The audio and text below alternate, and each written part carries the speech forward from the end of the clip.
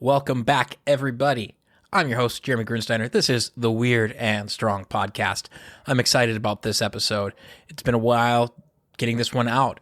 My brother, Nico Jensai, is joining us on the podcast this week, sharing all of his knowledge, or at least a good portion of his knowledge of what he knows, what he understands, especially around the definitions of being weird. So with that, I'm going to turn it over to this conversation. Have a blast, folks, and stay weird. Welcome, Nico, to the Weird and Strong podcast. How are you doing today, brother? I'm doing very well. Awesome. A little warm. Yeah. Nico's joining us. A little sweaty. From the warm regions of the world down in Mexico. We started off, as always, here on the Weird and Strong podcast with a weird question. If you could be immortalized in a statue, what position would you pose for this statue? An interesting one for an audio podcast because you have to describe it instead of just posing. Yeah, I think I'd have to go with, I don't know if it's Michelangelo, right? Just that traditional Greek statue with the one hand on the hip and a little curve in the posture. Yeah, the David statue. Exactly. That is Michelangelo, if I remember correctly. Never took art history, so feel free to correct us in the comments if we got it wrong. Thanks for answering that. Moving on to you, Nico. Let's talk about the concept of weird. What is weird for you?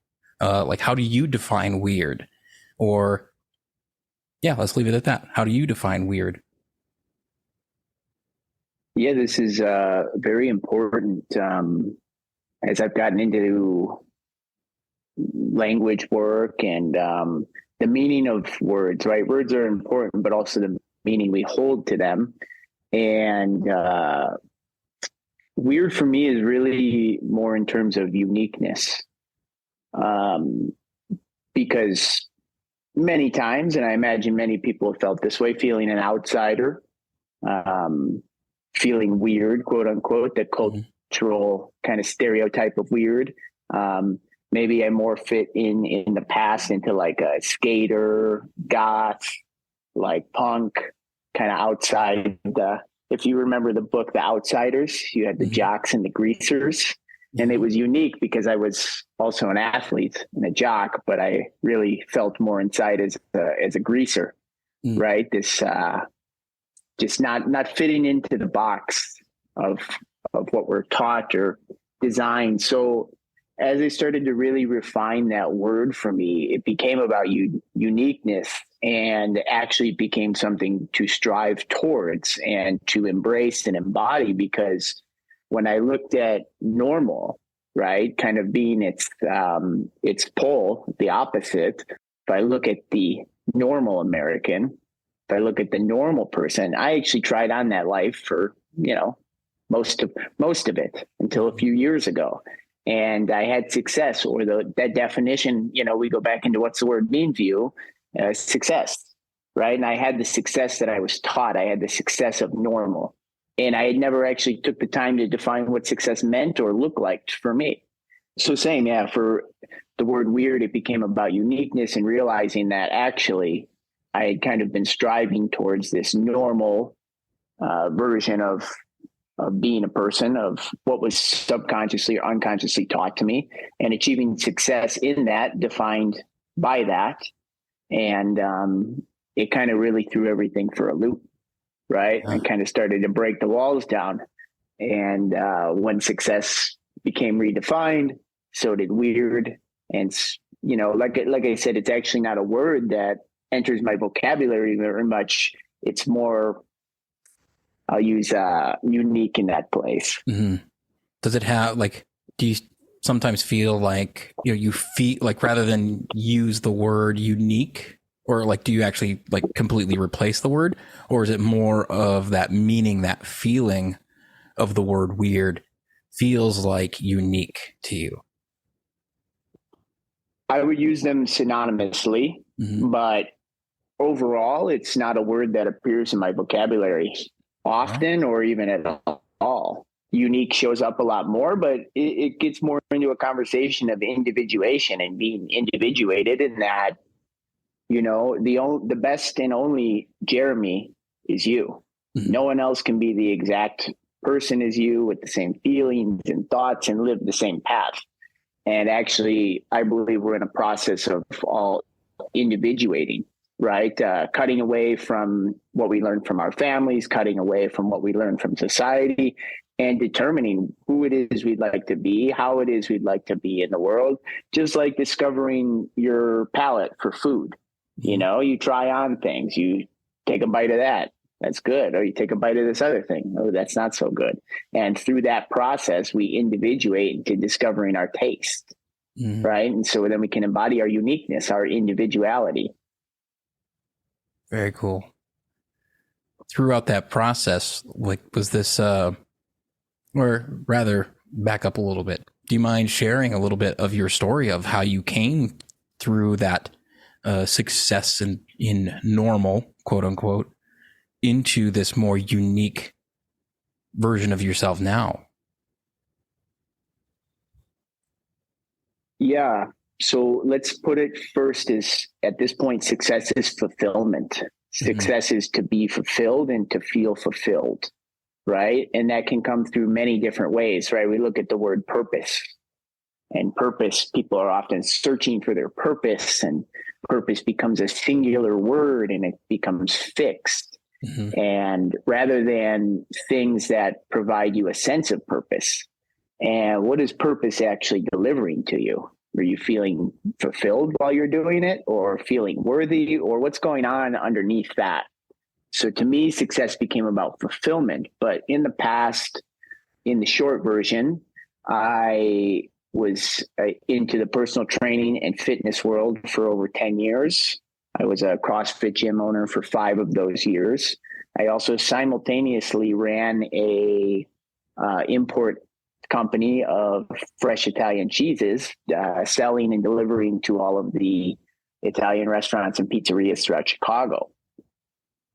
And through that, I had a long-term girlfriend, I had a nice car, I had a nice apartment, and all the things inside my apartment, and plenty in my savings, and everything was just nice and smooth, right? Without a clear vision of where it was going and what was it that was going to excite me. The first thread that unraveled was that relationship broke apart.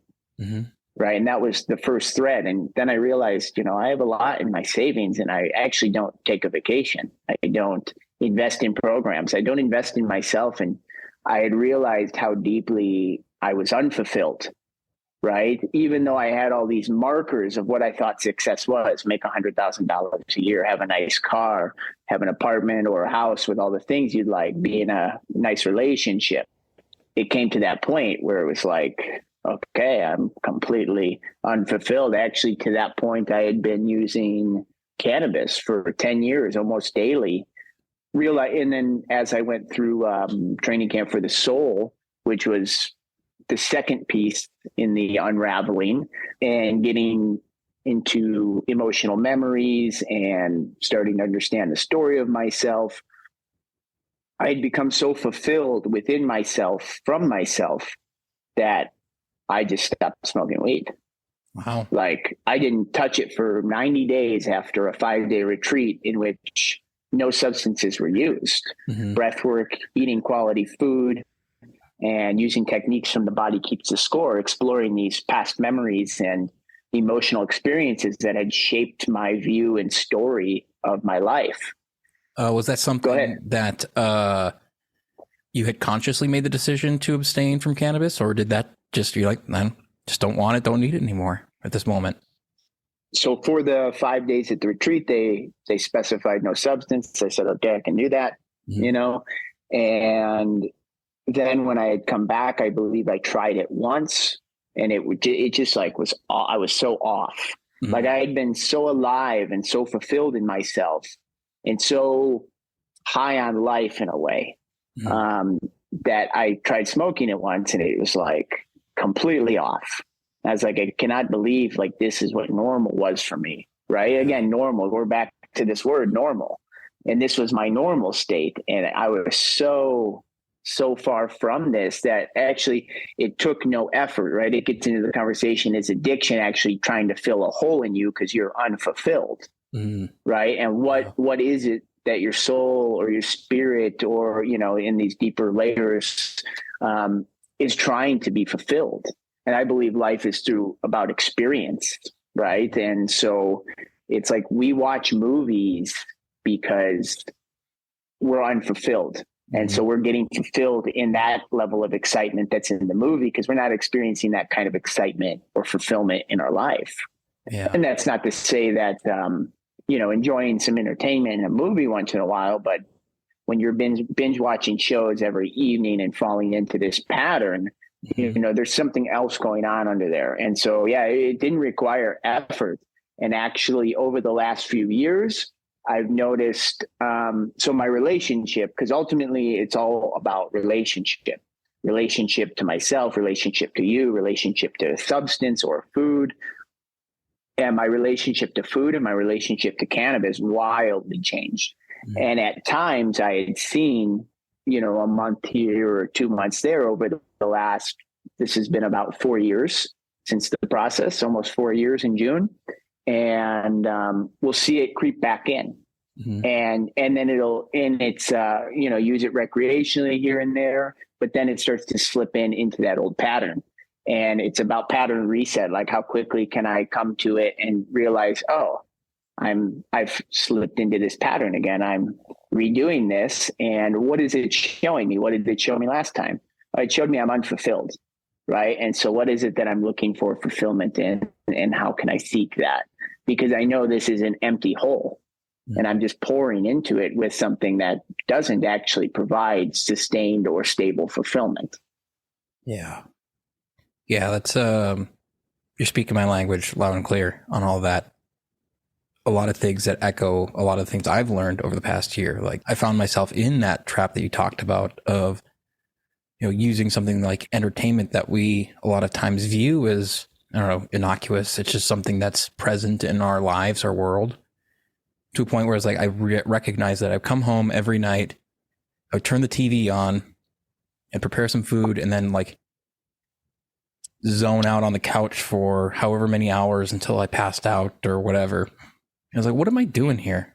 What is this looking to fulfill? And I was like, okay, well, let's just take the TV out of the equation and see what happens. Right now it's been 4 years and I generally am not in a place where there is a TV. I have a laptop and can watch shows once in a while and watch a movie, but it's also very interesting because I'm still connected to the guys I grew up with. I'll still participate in fantasy football with them. And yet in the group chat, it's like, there's not much for me to participate in. I don't watch baseball. I don't watch basketball. The last 2 years of participating in the fantasy football, the last 3 years, I haven't watched football. I think last year I watched the most games that I'd ever watched, and it was actually enjoyable and entertainment. You know, I was in Chicago and got to watch some football with my mom. She loves it. So it came with a different energy, a different feeling. But, you know, and then the other thing they're always talking about is the HBO shows or the Showtime shows and, you know, what's happening in the series and these things. And it's like such an interesting perspective to still have that connection point and see where they're at and what's kind of, let's say, consuming their awareness, right? Because as I came into all of this, you know, a little bit of ayahuasca, a little bit of medicine went a very long way for me. It was part of the door opening. I'd say that was kind of the third thread that unraveled. It was like the relationship ending in January, the emotional work happening in June, and the ayahuasca happening in November. And so within this year, just everything completely shifted. So as far and let's preface that with saying, like, I think medicine is important when and useful when someone is sick spiritually. That's what it's for. When someone's very disconnected from their source, from faith, whatever it is they want to call it. But because I was agnostic, I'd say before, you know, I was more like, prove it to me. And So from there, I was seeking a way to, well, how can I develop spiritually, personally, emotionally, and discover fulfillment in life without using the medicine? Because then next thing I knew, over a few months after November, then the next year I began traveling. I left Chicago, and I observed a lot of people using a lot of medicine, and I had a difficult time. A lot of judgment came up and around it, and started to ask myself, what is the difference in the hospital, right? Like, what's the difference between drugs and medicine? It's the prescription, the frequency, the dose, right? If you have an infection and we give you an antibiotic or penicillin, it's effective and it's appropriate and the proper dose.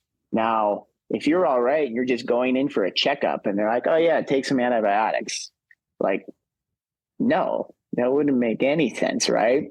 And so I see people also kind of falling into an illusion where, because I actually believe the medicine opens you, but then the real practice is, and you'll notice I use the word practice instead of work a lot, and we can go into that after, but the real practice is taking action, embodying this new frequency, embodying this new change, right? And living in this state. So I was looking for calling for a way of like, how can I do this without this? Because I see people turning to it.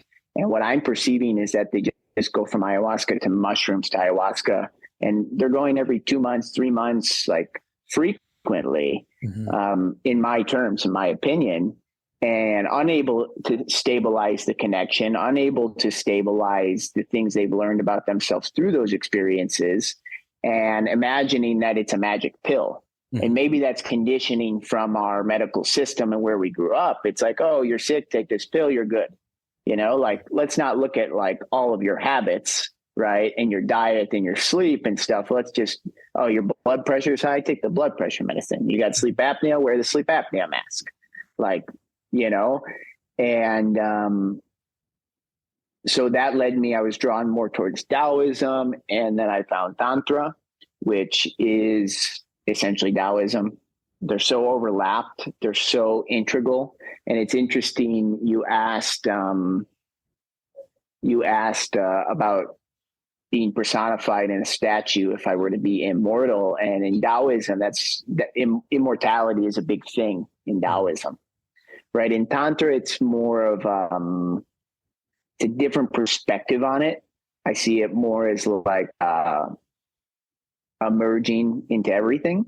But then came in also the teachings of Jesus, right? And for me, it became about exploring these different paths: Taoism, Hermeticism, Tantra, and now Jesus, right? And the teachings, his teachings, and how they're all the same. They're all the exact same, right? And to pull the single thread through them and to integrate those practices into my life, and then to be able to follow it in a unique way in my path, right? What happens, just like, I imagine many of us reject Christianity because of all of the dogma attached to it, right?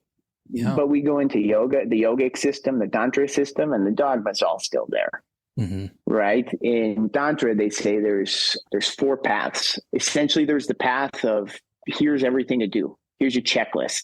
Get on the yoga mat, do it this way, and follow these steps. Literally like following someone else's path.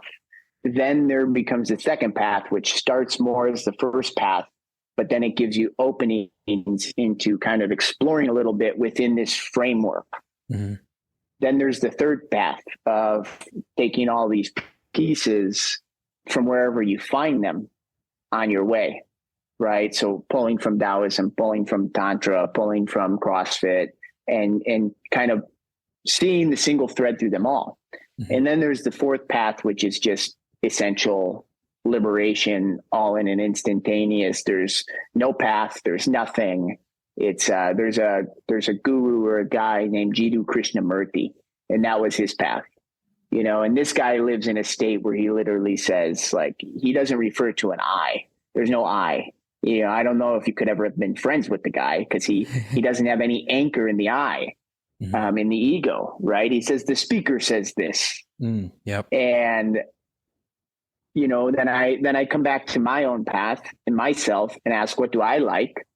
And I still have my I. I'm still have an ego. It's my relationship point to the world, and to actually cultivate the ego, the I, into an ally for my spirit, someone that works along with me, right? Rather than this enemy that must be destroyed, or this thing that's hindering me or sabotaging me, but instead to, like, through the language work, through the emotional work, to take my relationship point to the world, my I, my ego, and align it with my soul, align it with my spirit, and together make this union, right?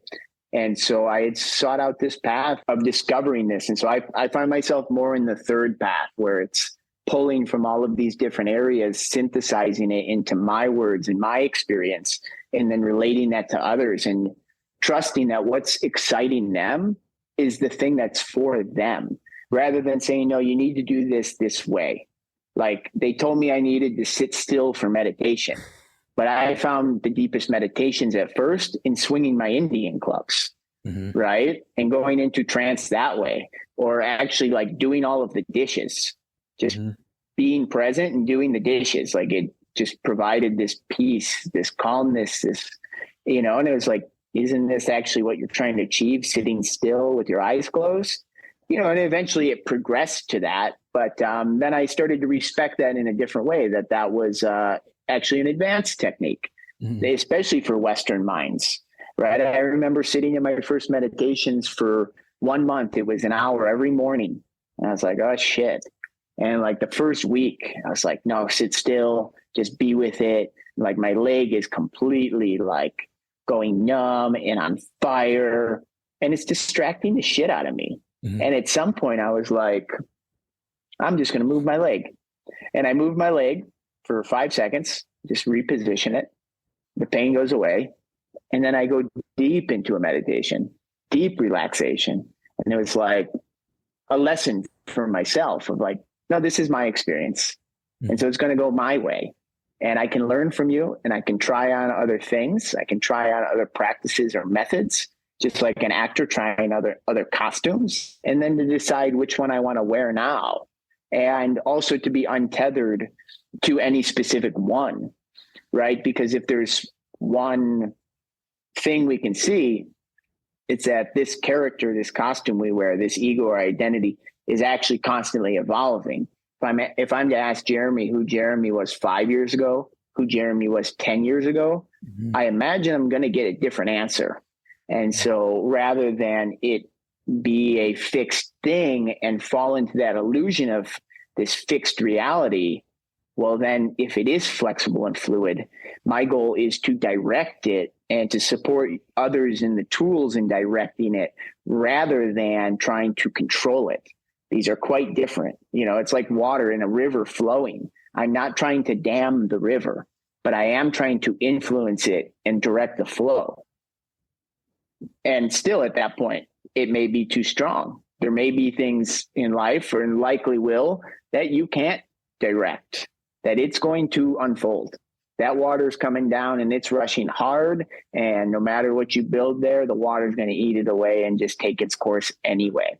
But when it comes to our personality, our identity, and the experiences we seek to be fulfilled in life, we can start to direct this current, right? And actually that is what I see through Taoism, like Montauk Chia's teachings, through Tantra, learning to actually direct our energy flow, right? And discovering where we are acting from.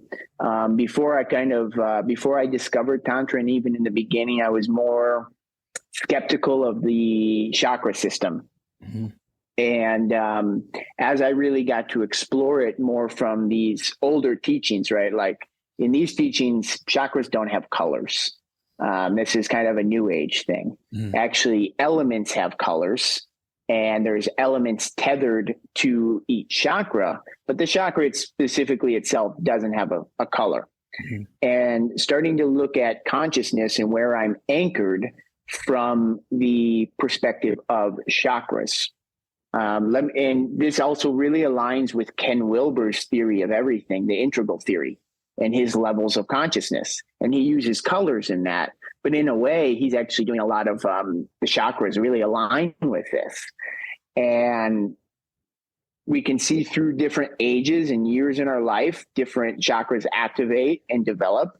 But then secondly, we can look at our consciousness as a whole, as a collective, and the characteristics of each chakra and see, where am I centered? Where am I acting, right? It's very few and far that we see people that actually are able to direct this energy up into their heart and live there, or direct it up into their throat and create from there, right? And bring this into higher levels. And like I said, this is the same that Mantak Chi is teaching. This is through yoga. But when we're caught, let's say our second chakra is all about pleasure, drama. It's associated with the tongue, the mouth, the water element. Think about that nice, juicy restaurant with a great dessert you love. Like, that's really second chakra, right? Then third chakra is a lot more ego, willpower, but also like money falls into that category. Finances, control, dominance. The majority of the world is actually fixed in their second chakra. They're living in this illusion, in this state of pleasure, indulgence, fear, drama, romanticism. Because remember, romance, the love of romance isn't pure unconditional love. Mm-hmm. These are separate. These are different things. Even the Buddha has, I believe, 4 types of love. Like the love for a brother versus the love for a lover, the love for family. And so then, so the majority of the culture in the world is fixed in their second. They're down there. And then let's say the finance world, the CEOs of these top companies, government officials, these guys are more centered in their third.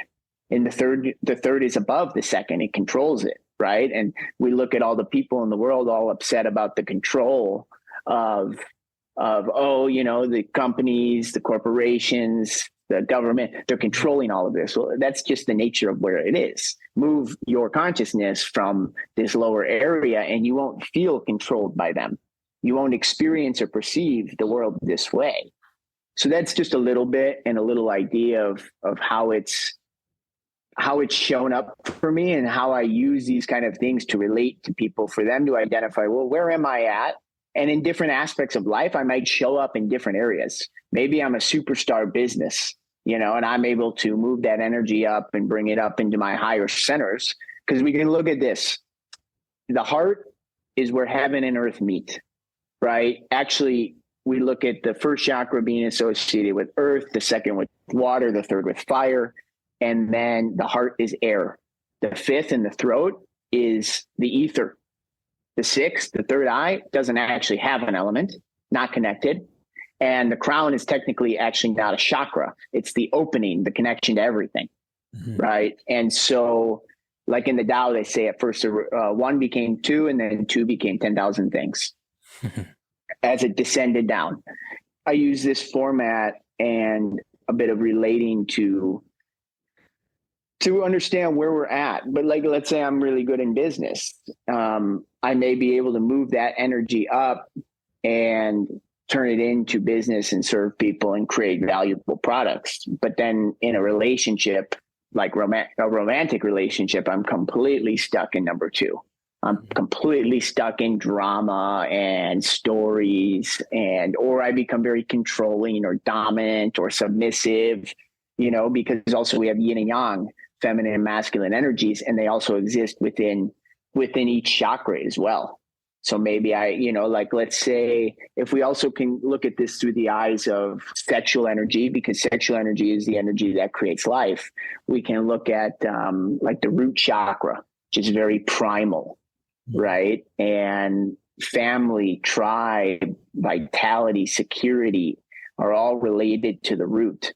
And then you can have a more dominant or a more yang root or a more yin root, right? And let's say that can be expressed like through your lovemaking as the hunter and the hunted.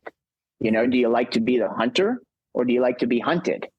Simple questions like this can start to identify, I'm a little more yang here. Oh, I'm a little more yin this way, right? And then looking at something like, I believe the goal of this stuff is, to take it in, and we're all predisposed. We're already a little more masculine or a little more feminine, right? And when we're with ourselves, the goal is to find harmony, to find that balance between the two. But then when I step into relationship, into business, into partnership, the relationship needs harmony. So if they're 2 steps to the left in the feminine, I go 2 steps to the right in the masculine, and we create this balance, right? If we're both trying to take in the masculine position, and this goes for business, this goes for friendship, this goes for romance. If we both are trying to step into the masculine, we get conflict, argument.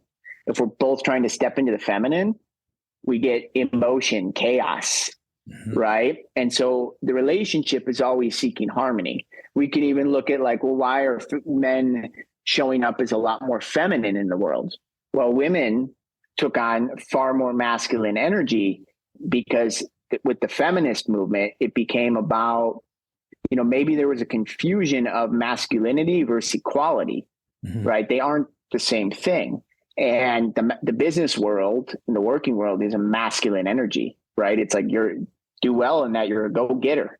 What is that? Like it's an emissive force. The masculine is the emissive, the feminine is the receptive. So for women to step into that role and become as successful in that world as they have, they took on this very strong masculine energy. But then when they step outside of that role, like let's say they clock out from work, are they able just to step, 3 steps back into the feminine? Or do they not really know or have essentially what we're talking about is a range, right? If we look at someone like Yogananda, at the end of his life, the guy looked androgynous. Like when you really take a glance at him, you're like, man or woman, a little bit of both. Like can't tell, because he was just with himself. He was celibate. He wasn't in romantic relationship or other type of relationship. And so he was creating this harmony in himself, and his physical body and his face actually began to take on this look. Wow. Right. Wow. And so again, it's about developing range, just like a dance. Like I want the ability to step into my feminine, to express and feel these emotion, and then to step into the masculine and to hold this emotion, to hold a partner, to lead in life, and to be emissive. And these are essentially skills that are developed. We might be born and predisposed to one or conditioned to one or the other through our family, but ultimately it's skills that can be developed.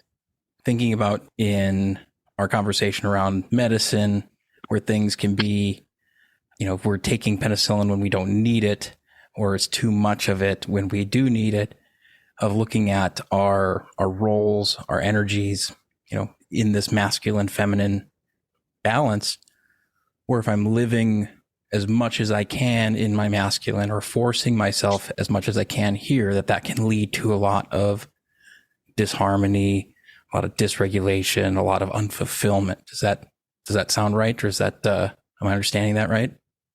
I would agree. And as we get into the discussion around like frequency, dose, medicine, application is what we're discussing, right? The most, finding the proper amount and time.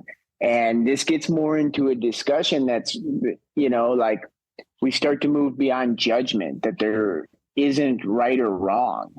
And this can go deep, and this can trigger a lot, and ourselves included, but that there isn't a right and wrong, right? I think Rumi has a quote that says, there's a place beyond right and wrong. I'll meet you there.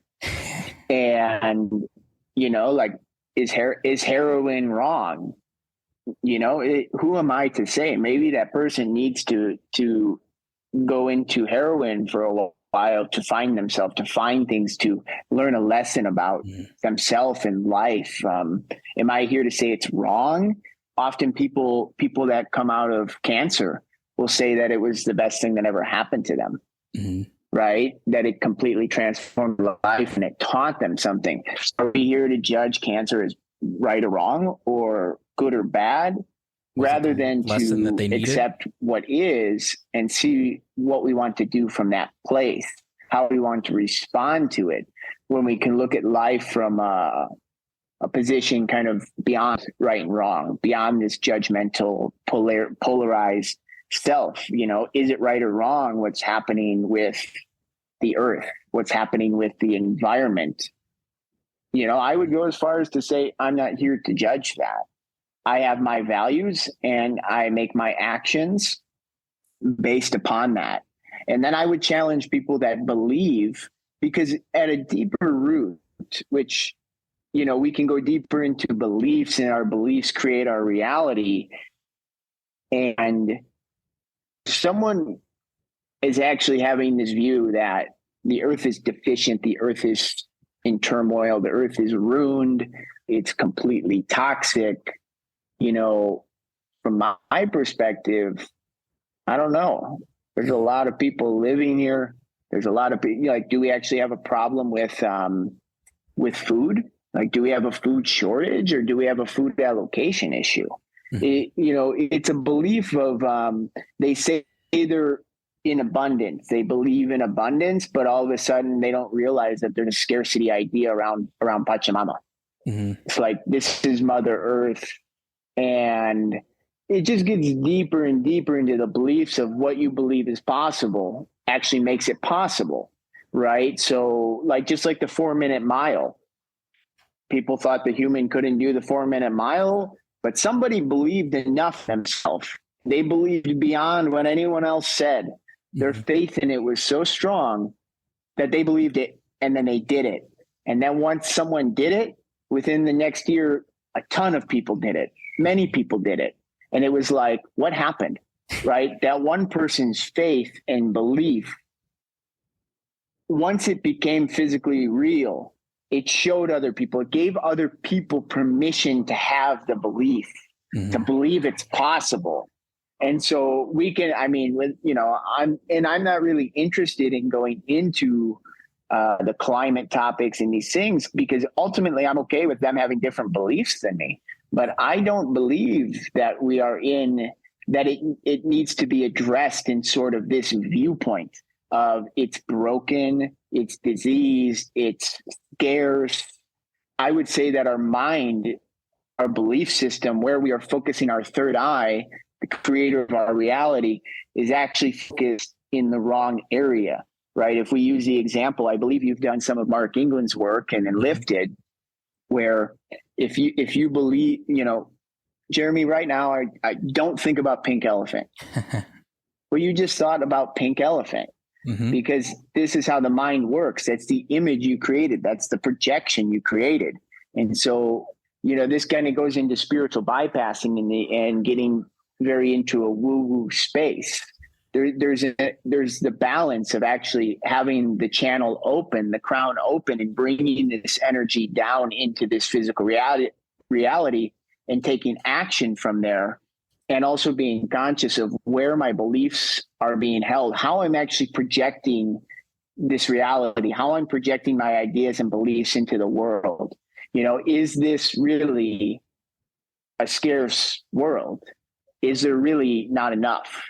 And who determined what enough is? Yeah. And, we go down this rabbit hole of who made all of these rules and why do you think it's this? I'm actually really drawn into Paul Selig's work. And Paul Selig is an author, but he's also the most prominent channel of this time. And he's channeled, 12 books live in front of audiences without editing, which to me is just wild and incredible that, someone's basically just speaking a book that doesn't need to be edited. It gets deep into essentially these beliefs and how we are holding these images and ideas of the reality. And yeah, we are creating this. We are creating this by what we give our attention to, what we give our awareness to. It gets to a point of complete responsibility for everything that you experience in your awareness, and to actually become aware and acknowledge and investigate or become curious about everything you experience, instead of point the finger like, oh, I believe I'm all one. I believe we're all one, and except this, except you, except for this trigger, right? And I actually call it getting to the root, the denial of divinity. It's like someone will have the mantra, I'm the divine child worthy of everything.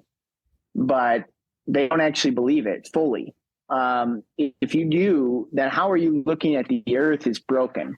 How are you looking at disease and, like all of this imperfection is non-perfection?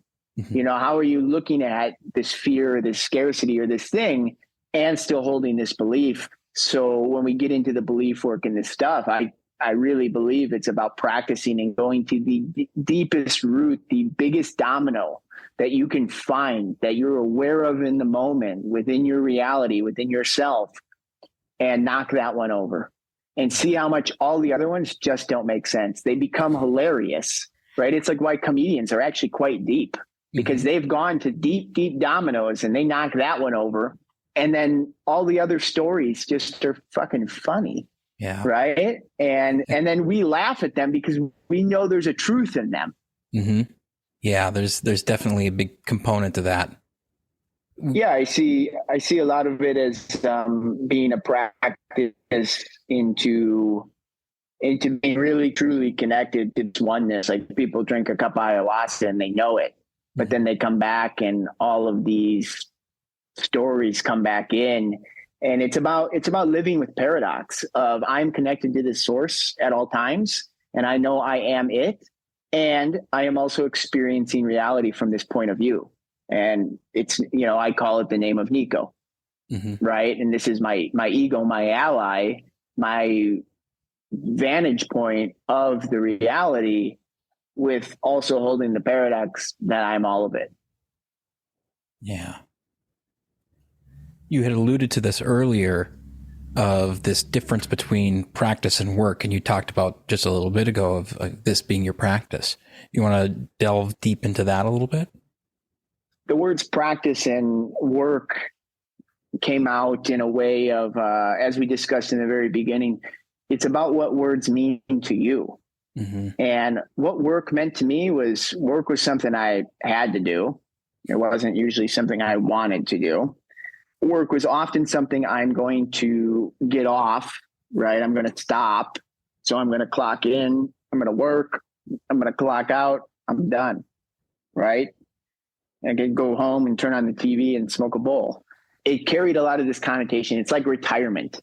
Like people they're saving and worried about retirement their whole life, but they haven't really explored this idea. It's quite silly in my perspective. It's like, I'm going to work all my life, and one day I'll be done. And then what are you going to do when you're done? Like, what is this process? What is done? Right. You're, like life is being lived in each moment in each experience. And if you're not enjoying or becoming fulfilled through the experience, or at least learning and growing and evolving through the experience, then maybe you could try a new experience, something else. Practice came in the sense that I was always an athlete and I loved practice. I really loved practice. And when I owned a CrossFit gym, it kind of came into clarity. I was like, I'm competing every day, but there's no competition. And it's all about proving to myself. And it's coming from a place of I'm not worthy enough. I need to prove it. So then it became about, most days are practice days. Like it's all about technique. It's about skill development, honoring the shapes and the form. And then other days I'll intentionally compete and I'll let the form get a little sketchy for the time or for the repetitions, right? And to push that level of competition. And as I played football when I was younger, it was like the team I was on was very good. I think my last 2 years of high school, we lost 3 games total, like 2 playoff games where the season ended. And then my junior year, we lost the first game and then went undefeated till late in the playoffs. We lost. And then my senior year, we were undefeated until we lost late in the playoffs. And our mentality was like, don't hurt each other in practice. Like, don't crush each other. We give effort during conditioning. We give effort in the weight room. We give effort. But there was it was semi unspoken, occasionally spoken about, but like if you had played football, you don't hit the quarterback during practice, or coach will kill you, right? Coach will kill you and your other teammates will kill you. Like that's not cool. And so actually starting to treat ourselves this way. And so I look at the idea of martial arts. It's like, well, life is ever evolving and ever changing. So you may kick the bag or practice your kicks 1,000 times, 1,000,000 times, but the goal is to develop every possible kick that you can discover and to become really proficient at essentially creating the kick in the moment of what's needed, what's necessary in that. Whereas like if I'm like a robot and I just have one kick over and over again, it's like my opponent will figure out how to bypass that, how to move beyond that, right? Or to evade that. And so no opponent, no punch, nothing is ever exactly the same. It's always evolving.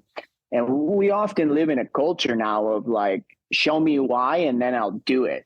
Whereas like, if you were to go to the martial arts master, he'd be like, kick the bag 1,000 times and then tell me why I made you kick the bag 1,000 times.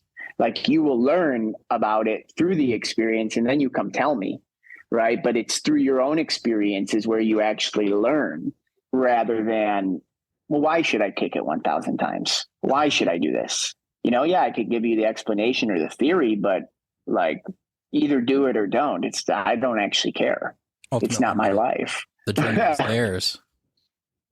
Right. And so, I think a lot of times when it comes to being led in this stuff, it's about resonating with someone you trust, and ultimately they should be guiding you into you. And maybe if you're someone that needs more of like a format, like that first path of Tantra I told you, where it's like, okay, you need 15 minutes of this and 30 minutes of this and 45 minutes of that. And you do this every day for 2 months. And then we move you to this. It's like, there are aspects of that can be supportive and helpful, but ultimately it's to teach you a base. It's like teaching you how to read and write so you can go be creative in the world and do what you want to do with that reading and writing. Not for you to follow like, oh no, I need to always write it in this format, in this way, and write the story with this framework and structure. No, this is an endless opportunity, endless possibility reality, right? That's what quantum physics is showing us. It all is possible and it all exists. So, I was seeking out practice, and that's where I found Tantra. The whole idea was practice. That's the main word there. We don't use work. In the tantric system, we use practice because it's a continuous practice. And just like a martial art master, when is your practice ever done? Is there a day that you just like, oh no, I hit the perfect kick, I'm done? Yeah. Like you retire, or do you do it till the day you leave the body? Like, is life your practice? And then when you take it to that step, it's like, oh, I can practice. Everything can be practiced. Everything can teach me about everything. I can learn from every blessing in relationship and conflict or, tribulation in relationship. I can learn from all of it. I can learn, and we typically don't really learn from the good ones. We're not very aware, right? There's a saying, it's much easier for the poor man to find God than the rich man. Yeah. Because the poor man turns to the prayer much quicker than the rich man. And, ultimately too, one of the stories I like when it really gets into this belief work and this ideas about ourselves and our true nature. There's an old story. It's like there's an enlightened king, and he's sitting there meditating, and he's saying, Satnam, Satnam, I am that I am, I am that I am. And a beggar comes up to him, poor guy, and he's like, and he's got a stick and a bowl, and he's begging for money or whatever it is. And he's like, this my stick, this my bowl. And the king just keeps meditating, and the guy keeps saying, this my stick, this my bowl. And at one point the king's getting a bit irritated, and he looks at the guy and he goes, who told you it's not your stick, it's not your bowl? And the beggar says to him, well, who told you you're not that? You don't walk around every day going, I am Jeremy. Right. And this is where we kind of move from the mind, the mantra, into the embodiment of it. Once you are it, and once you're clear of what it is, and then you become it, there's not really so much of like this, because at some point I can see this trying to convince the body, but the body is through sensation and feeling. And it's why we call it embodiment. and you be it in the body, right? So once I'm being it, once I'm embodying it, there's not really this conversation or this convincing of the mind. And even you had done a session with me where we do family constellation, which is exploring unconscious patterns that we've inherited from our family and are replaying in our lives in ways.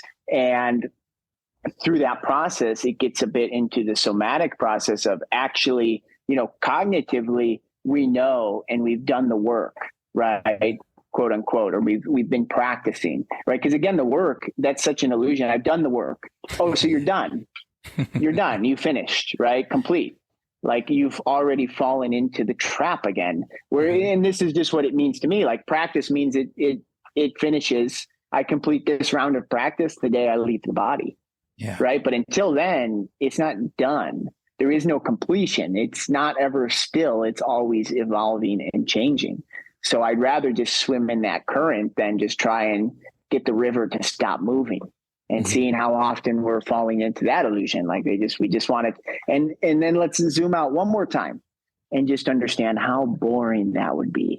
Like, let's just get on the roller coaster and sit in the station, right? Let's just sit here because this is safe. Beyond. And this is just safe. I don't want to go down that big drop because then I feel this awesome excitement in my stomach once we come back up the other side. Yeah. Right. And this is kind of a lot of the process, but in that inherited family trauma or that family constellation, often in our mind, we know this is a bad relationship for us, or I keep attracting partners like this. But in your body, that's what feels like love. That's what unconsciously deep down was expressed as love or portrayed as love by you or someone within 3 generations of you. Because what the evidence shows is actually grandpa could have had a traumatic experience stored in his nervous system. And now 3 generations later, you can actually exhibit the same exact symptoms and the same experience in the nervous system without ever directly experiencing that. So like we're attracting this relationship, right? We're attracting these negative relationships or these quote unquote toxic relationships. And in my mind, I know this isn't good for me, but in my body, I'm attracted to it. And remember, we live in the body. We are embodied, right? The goal is not for the soul and the spirit to escape back up to where it came from. No, it's to descend it all the way down to root in the soles of the foot, right? The soul wants to root fully into the body through the sole of the foot and express fully and experience this incarnation, this wonderful, joyful roller coaster ride, right? It doesn't want to go back and just get off the ride before it's gone around the loop. Yeah. And so through this practice, first we uncover what's going on, where the story is, if it's yours, happened in your childhood, is being replayed from others. And then we do somatic work to actually create coherence between the mind and the body so that this new idea, what I know is good in the mind or what I know I want in the mind, actually also starts to feel good in the body. But if it doesn't feel natural in the body, then we will reject it. We will sabotage the shit out of it and we'll do it subconsciously. And then if we don't want to step to the level of I'm completely responsible for everything I experience in my awareness, then I'm going to point the finger elsewhere. Yeah. Yeah. It's, speaking from my perspective and not only going through it personally, but seeing it in a group setting as well. It's a very, very powerful experience and a very powerful practice. And yeah, I recommend it for the people that are curious or ready to approach something like that. As we start to wrap up for the day, we talked a little bit about your ability with the family constellation therapy to help people. What else do you want to make people aware of? What do you bring into the world? What can you help others with? Yeah, I can help them with where they're stuck. And also simply to expand, even in this belief, like we're broken, we're wounded, we need healing, well, maybe you're whole and you just want to grow and expand and explore and be an explorer, an adventurer of life. And essentially, in a way, I would perceive myself more as a mirror, an ability to reflect to you stories and things I'm hearing and challenge you on them, create accountability, and then support in shifting them between creating the coherence in the body and in the mind. and it's ultimately transformation, right? Like I've transformed completely, and I know that's going to continue to happen when people are ready to embrace their transformation, when they're ready to embrace change rather than fight change. Well, then there's people like myself that have gone through it often, have developed skills in doing it, and can provide tricks and tips along the way, right? Like getting the basics of a golf lesson out. But once you're good, like once you got the basics down, like you need to just go play. You need to hit balls. You need to get on the course and play some holes, right? And so, yeah, that's what I'm supportive of, is kind of giving a framework into that, relating it to where you're at in the world and maybe the profession and background you have, and finding analogies and how to distill these messages from Taoism, Tantra, these esoteric wisdom or messages, and distill them into relatable things to your life, give you practices and actions that you can actually test and try, and then come back. Like I can show you, okay, here's the bag I'd like you to kick. Here's a couple ways to kick the bag. Now go do 1,000 reps, and then let's reconvene. And great, now we learn more, right? And now we can expand on this. And so I see it more as like a Sherpa, a guide, to support you in carrying some of the things along the way, but ultimately to support you in getting strong enough to carry all those yourself, so you can become a Sherpa to others, right? And I think we're all qualified to teach anyone that is going through something maybe we've gone through, or like I imagine you have learned. We say our ideal client is said in the business way a lot. Your ideal client is a past version of yourself 3 years ago, 5 years ago, right? Because really they're resonating with the transformation you've gone through, and something in them seeks that, and you can relate to each other because you've been down that path already. You've hiked this trail, even if the context may look different. Yeah. If you take away the trappings of it, the details, you could go, oh, that was me. Right. You and I were doing that before this podcast. Yeah. Yeah. Like, oh, I see I see how similar this was to my story. Yeah. And even as you were discussing many things in this podcast, this episode, there were so many things that I was like, oh yeah, there's a point where I'm trying to remember exactly where it was. I think you were talking about taking references from all of these various faiths, these various areas of practice, and pulling it together to what you experienced to be true. Like that echoes a conversation I had with a former client over coffee last week, where we were talking that exact same thing of where I'm like, that's where I'm being drawn towards, of exploring these different areas and looking at, what are these practices, or what are these beliefs, or what have others learned before me, and what can I learn from it, and what is that commonality between all of these? So yeah, there's a lot of great connection through all of that. As we wrap up, any final thoughts you want to share with the audience today? Yeah, I mean, we could always keep going. So I mean, finally, like, we are electrical magnetic beings, and we can go into you either believe in synchronicity and divinity, or you believe in coincidence and you're not sure about what's there. Mm-hmm. Right. And so I was a Carl Jung quote, but I can't say it specifically, but it's talking about, like, as you do, he uses the word work, but as you do the practices, you attract in, like, old friends just show up out of the woods. And old friends may not be old friends in terms of, like, your experience in this lifetime or in this place, but like the people you need and the people that are there for you along your path show up when you are doing your practice. You become magnetic and you pull those people in, and it's either divinity and synchronicity, or it's coincidence. Lastly, it's so funny. I actually heard this from Snoop Dogg. He had done a little video talking about, like, which, if you look at a guy that's really ascended, that's really made strides in life. Yeah. He talks about this, because this is also, I imagine, part of people's fear of the change, and as you shift, as you do your practice, like your reality and your experience around might change or likely will. And that may mean either the people with you in this current space you're in, they're either doing their practice too and you grow together, or they go in separate ways. And Snoop Dogg talks about his homies and he's like, look, you can't close the gap.